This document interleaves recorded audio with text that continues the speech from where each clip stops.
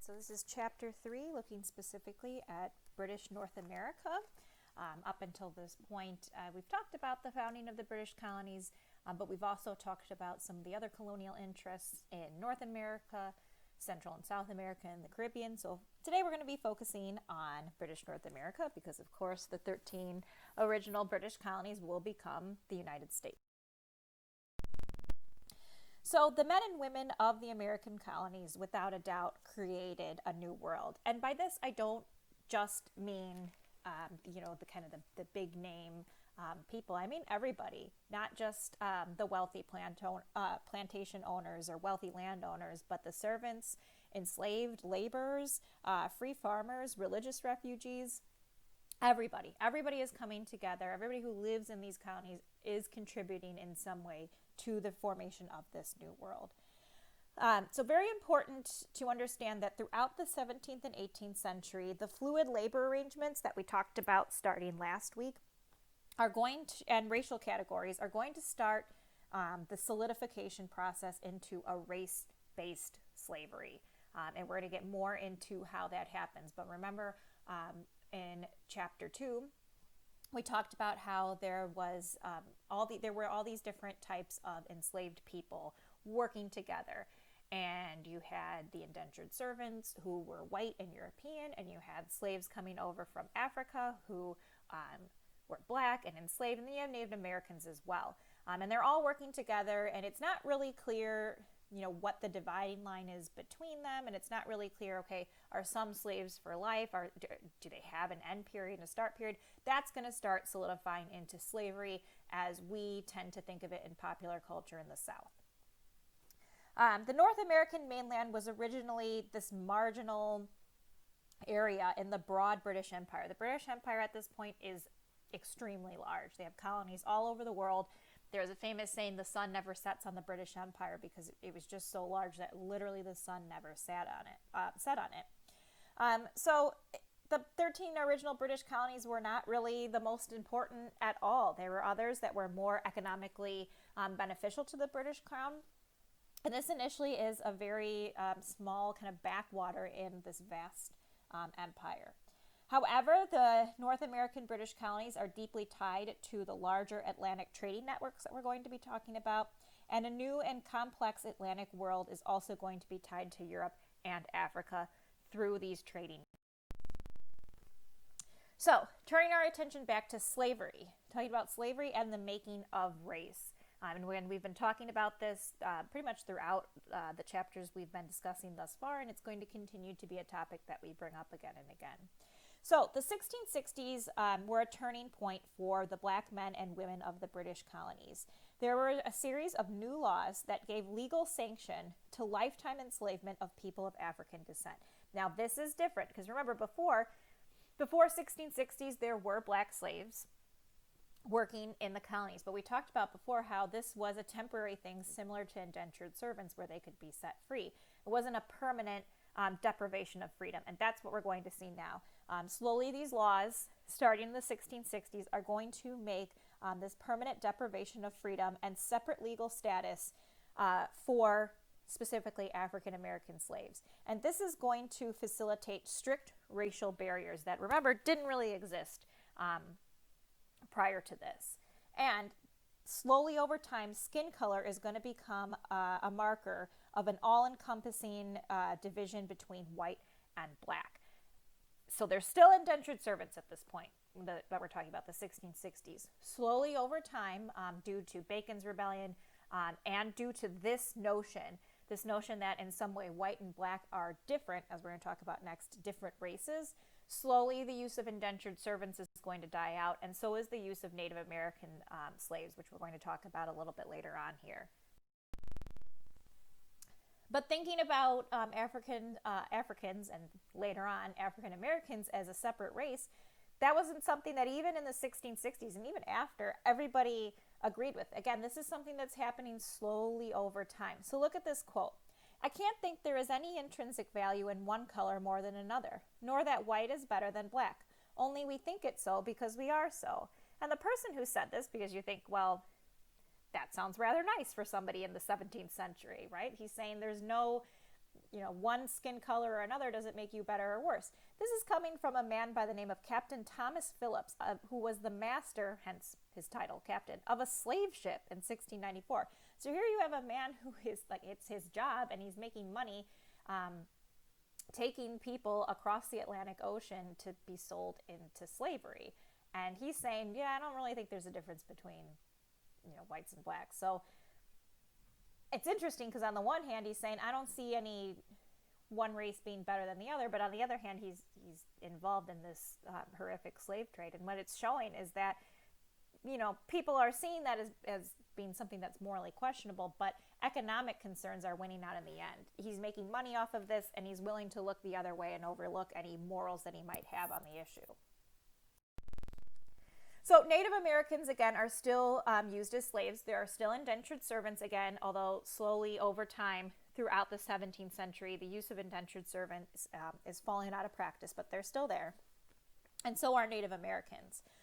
War was the most common means by which the colonists would acquire enslaved Native Americans for use in the same way that indentured servants and Africans are being used as slaves. They wouldn't just use them in British North America, they would also export them to their other colonies, places like Barbados, Jamaica, and Bermuda. And sometimes they would even manufacture wars specifically for the purpose of acquiring captives to be used as slaves. However, the enslaved Native Americans died pretty quickly from diseases. Remember, we talked about this before. Because there had been no contact between North and South America and the rest of the world for so long, and because they lacked the domesticated animals that the rest of the world had, they didn't have any kind of immunity from the diseases that were coming in, and that caused them to die out. And the demands, because they're dying out, the demands of a growing plantation economy is requiring a more reliable labor force, meaning a labor force that's not going to die in large numbers from these diseases. And so this is where we see the transatlantic trade network pick up steam and become this vast mover of slaves from Africa to the New World. So let's talk about that in particular a little bit more.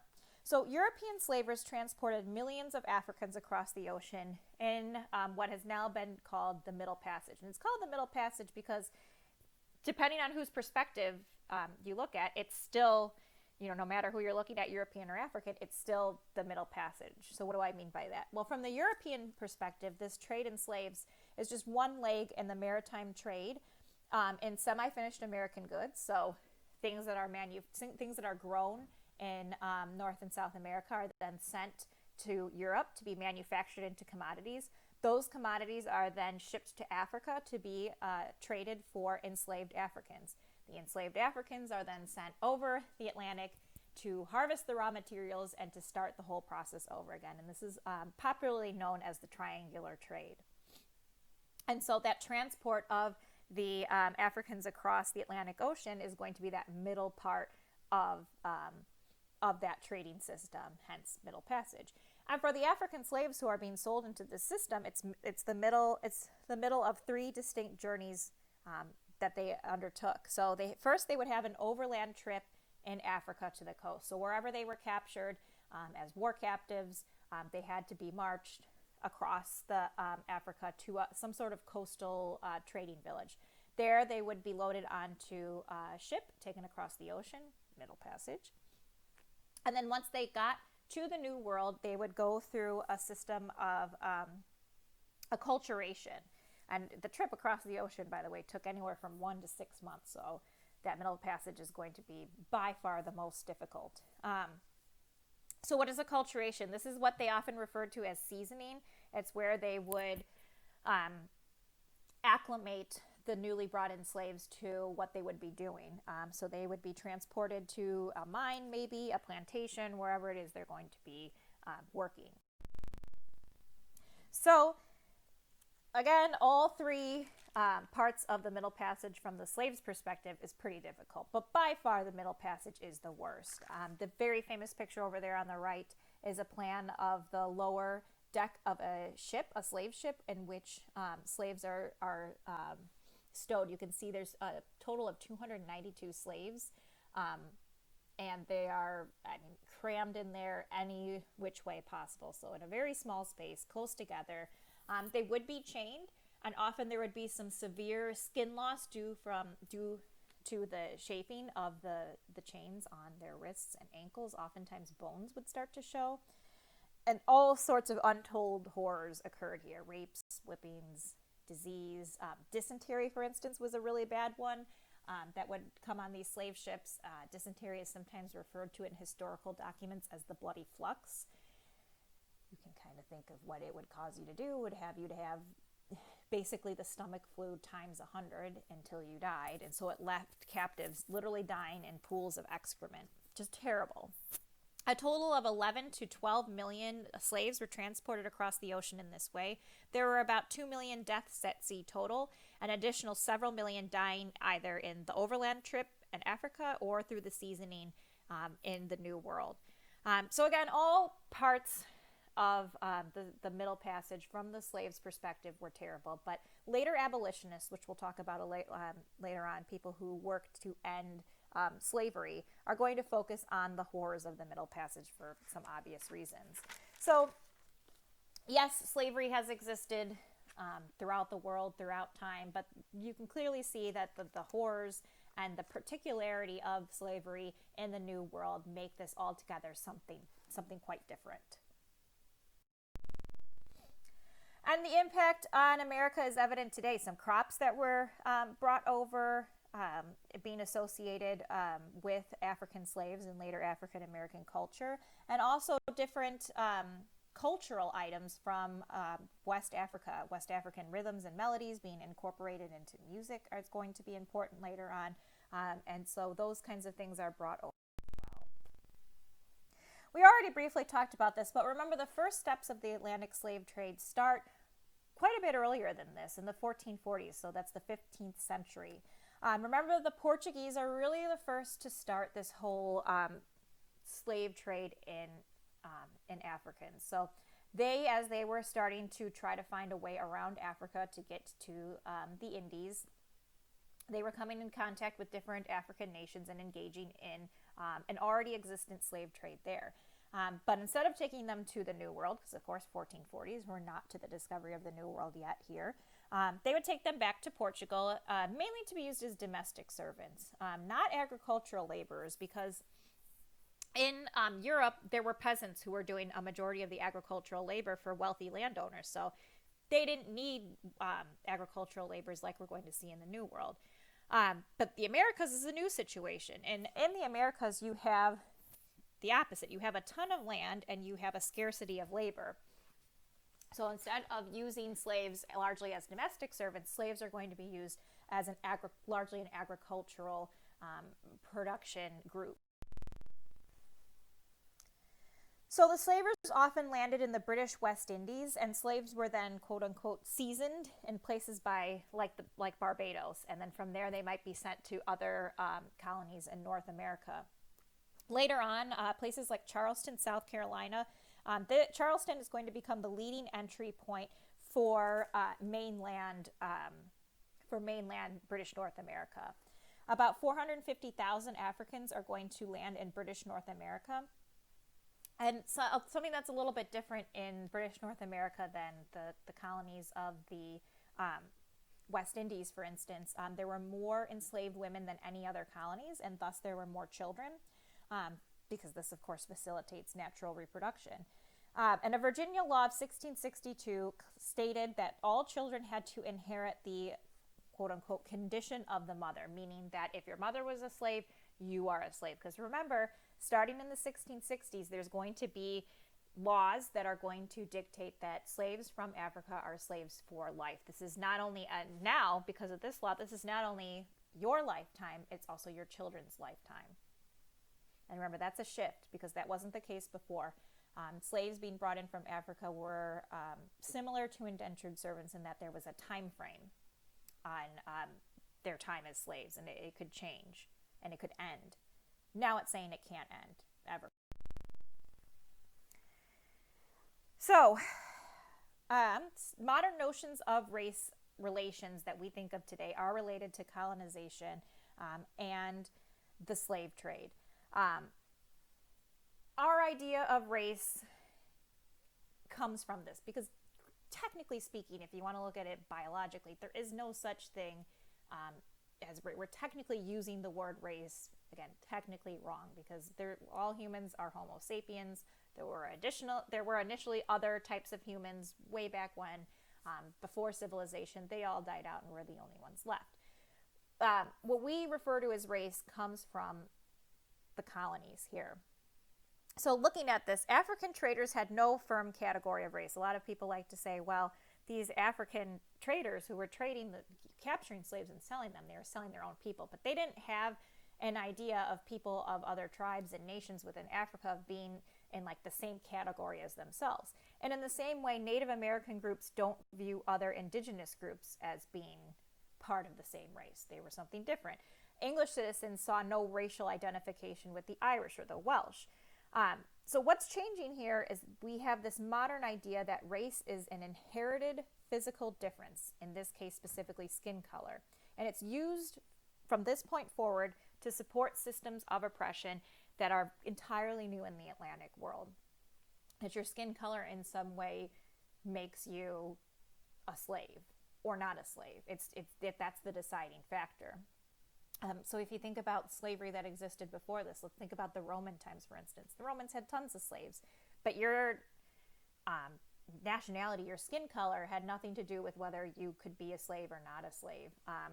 If they went into Greece and conquered parts of Greece, or they went and they took slaves in Greece, they could be slaves. It had nothing to do with your skin color in terms of your quote-unquote race. And so this is where that idea starts taking shape. All right, switching gears now, almost entirely, and talking about something completely different, and that's politics. So we have these British colonies. They are property of Great Britain. They are a part of Great Britain. So if you're living in the 13 colonies, you are British, more or less. So what's going on back home in Great Britain? Well, a lot. So between 1629 and 1640, there is a period of intense friction between the king, who at this time was an absolute monarch by the name of King Charles I, and British Parliament. And this is going to erupt in 1642 into the English Civil War. Here, let me make this very clear. This is not the American Civil War. This is the British Civil War, the English Civil War. Anytime you have a country in which members of that country are fighting one another in a war, it's a civil war. It's taking place within the country, so different civil war. In 1649, Parliament is victorious. They win. Charles I is captured and is later executed. So if you can imagine this, a huge shock. You have a king. The King of England is captured by his own people, and he is executed for treason. He's the king. How can he be executed for treason? This was hugely shocking. This is well before Louis XVI and Marie Antoinette are executed in the French Revolution. This was hugely shocking in Europe. And as a result of this, England becomes a republic and protectorate under the leadership of this man that you see over here, Oliver Cromwell. So this guy, the top picture is Charles I. Oliver Cromwell is the bottom picture. So when all this is going on in 1642, the colonies in North America are pretty young. The oldest is only about 35 years old, the oldest being, of course, Virginia, which is the first colony. And the crown and the various proprietors technically control the colonies, but the settlers there have a lot of independence. I mean, just think about it from the simplest perspective. They're a whole ocean away, and think about what they don't have. No internet, no computers, no cell phones, no phones at all, no reliable mail system. In order to get any kind of communication between one or the other, you will literally have to send either a person or a document on a ship across an entire ocean, a trip that's going to take 1 to 6 months. So communication is not great, and you can see why there's a lot of colonial independence. There's only so much control that they can exert given the circumstances. Now, this is especially true in certain colonies, especially the Massachusetts Bay Colony. The charter, which established the Massachusetts Bay Colony in 1629, allowed for quite a bit of self-government. So, important to remember that Massachusetts is very very independent. And B, it's important to remember that generally speaking, the colonies are left to their own devices here in North and South America. They do a lot of decision making on their own, especially the 13 British colonies. Initially, during the English Civil War, the colonies are pretty neutral. They're not taking sides, but after the 1649 execution of Charles I, 6 of the colonies, 6 of the 13, are going to declare allegiance to Charles II. Charles II is Charles I's son. So with Charles I being dead, they see Charles II as the rightful king of England. In response to this, in 1650, Parliament, and under the leadership of Oliver Cromwell, placed an embargo on these rebellious colonies. Additionally, there's the Navigation Act of 1651, which compelled every colonial ship to ship goods to England on English ships. So trying to get a hold on these colonies and make sure that they are there for the sole purpose of profiting the mother country. Eventually, the monarchy is restored. Charles II is asked to come back and be king for various reasons that we don't have time to get into because it's not really our focus. And this is known as the Glorious Restoration. Why? He is restored to his throne. However, there is this lingering suspicion that he has a lot of Catholic and French sympathies, and the British do not like that. There is going to be, throughout our history, even going into today, a suspicion of the Catholic faith. England, of course, prior to the establishment of these colonies, is a Protestant nation, and so Catholicism and also this rivalry that they have with France is going to be something that you're going to see playing out over and over and over again. And so they're not so sure about Charles II. They got some suspicions there, like, what's going on here? His mother was French. While Oliver Cromwell was in power, he was in exile, mainly in France. His sister was married to a member of the French royal family, so there's some suspicion there. Anyway, these suspicions are going to really come to a head with the rule of James II. Now, James II is Charles II's brother. Charles II had lots and lots of illegitimate children, but no legitimate children, and so his brother becomes king after he dies. He is openly Catholic, and the British, they don't like that. Specifically a group of bishops in Parliament decide to overthrow him in 1688 in what is known as the Glorious Revolution. And this is where they offer the crown instead to his daughter, Mary, who had married a prince, a European prince by the name of William. They're William and Mary of Orange. Orange being the kingdom that they ruled, not literally because they were orange. Additionally, part of the deal in which they were able to come in and be King and Queen of England was that they accepted the 1689 English Bill of Rights, which severely curtailed the power of the monarchy and cemented Protestantism in England. Essentially, at this point, the King and Queen of England don't have a whole lot of real power. They're mainly figureheads. And also, Protestantism is official in England. You cannot be king or queen in England from this point on if you are Catholic. You must be a Protestant. So despite all this craziness going on back home, the colonial settlements are going to grow and grow and grow throughout the 17th century. There's going to be a lot of new colonies. Specifically looking here at Maryland. So in 1632, going a little bit back here in time, Charles I grants the colony of Maryland to a friend and ally of his, the second Lord Baltimore, hence the city of Baltimore. And he wanted to establish it as a Catholic haven. Remember, there's a whole lot of bigotry towards Catholics in England, but there were Catholics living there, and so he wanted to establish this colony that would be a safe haven for them. However, most of the settlers there are going to be Protestant anyway. A lot of radical Quakers and Puritans are going to leave Virginia and other colonies to come settle there, and Maryland is eventually turned into a royal colony. Religion is going to motivate the creation of other colonies. Connecticut is going to be formed as Puritans living in Massachusetts start looking for new land to farm for themselves. We already talked about Rhode Island as being established by the Puritan dissenter Roger Williams. And eventually, the British are going to be able to take control of the Dutch New Netherlands. The settlement in the Dutch New Netherlands had always been pretty small, and as a result of that, because there weren't a lot of people there, it was very vulnerable. The English organized a series of attacks throughout the 1650s and the 1660s, resulting in an official handover in 1664. It is renamed New York after the Duke of York, which is the title that's always given to the second son of a king or queen. But still, people of Dutch descent are going to resist assimilation well into the 18th century. A lot of the really wealthy families that you think of coming from New York, like in the Gilded Age, like think about the Vanderbilts. Vanderbilt is a Dutch name. They are the descendants of these original Dutch settlers. So if you look over here on the map that I provided on the right, a lot of historians like to group the colonies into New England colonies, which you see over there on the right. They're the northernmost colonies, Massachusetts, New Hampshire, Rhode Island, and Connecticut.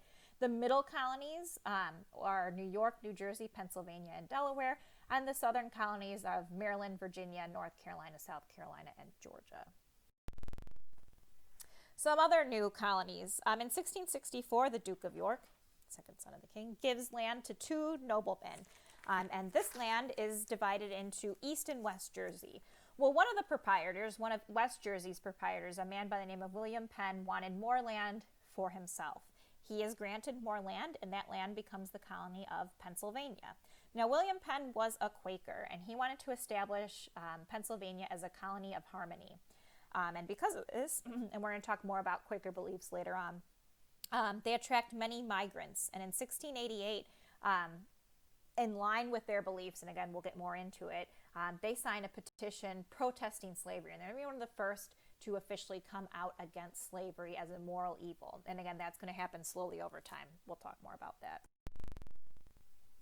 All right, the Carolinas, they are initially one, later split into North and South Carolina because of growing population. And Georgia were established in the southernmost part of British North America to firmly establish control over the eastern seaboard. These were controlled by a group called the Lords Proprietor. They were 8 favorites of the king. And they decided to offer a lot of incentives for people to come and live in these colonies. Religious tolerance for one, political representation by assembly, exemption from fees, and large land grants, all of which worked, and these colonies grew very quickly, hence again them being split into North and South Carolina.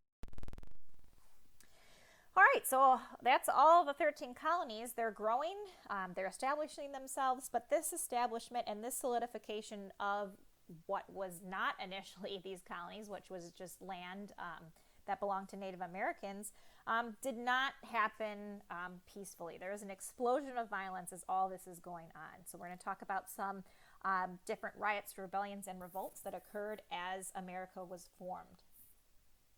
In May of 1637, Puritans from Massachusetts, Plymouth, and Connecticut decided to march into Pequot territory. And here they wanted to establish their control over this Native American group. And as a result, they burnt the Mystic community. And in this, they were aided by the Mohegans, who wanted to control this area as well. They allied themselves with the colonists against the Pequods, and they fought with the British so that they could have control over trade with the colonists. Well, this is later going to come back and hurt the Mohegans. In 1675, their authority is dwindling, and so as a result, in order to regain strength, they allied themselves with the Wampanoag, another Native American group, against the Puritans. And in 1675, they together fight in what was known as King Philip's War. And this results in a defeat for the Native Americans. It's the decisive end to Native American power in the New England area. However, not only is this, of course, unfortunate for the Native Americans, it's doubly unfortunate because the violence of this war brings about and encourages a growing hatred for the Native Americans by the colonists. 16 years later, there's going to be a new fear among the colonists in the New England region, in this case not of Native Americans, but of the supernatural. Beginning in 1692 and culminating in 1693, Salem Town and Salem Village, they were 2 separate settlements, Ipswich and Andover all tried men and women as witches. a lot more to this than unfortunately we can get into. And if you want and you're interested in it, I can always send you some documentaries and books you can look into. But the paranoia eventually sweeps these villages, and 14 women and 6 men were executed as witches, and 5 others died in prison. What were the causes of these trials? Lots. Local rivalries among different families, political turmoil in the colonies, enduring trauma of war, the trauma of war with the Native Americans, a faulty legal procedure. The trials were pretty chaotic. Low-level environmental contamination. There's some good evidence that there was a mold that was growing on the rye that they were harvesting, and this can cause people to have hallucinations. So good possibility that the hallucinations may actually have been happening. We've traditionally seen this as something that these girls who started the whole thing were making up, but they may actually have been having these hallucinations. Also enduring tensions with the Native American people. And that mold, by the way, is called ergot poisoning.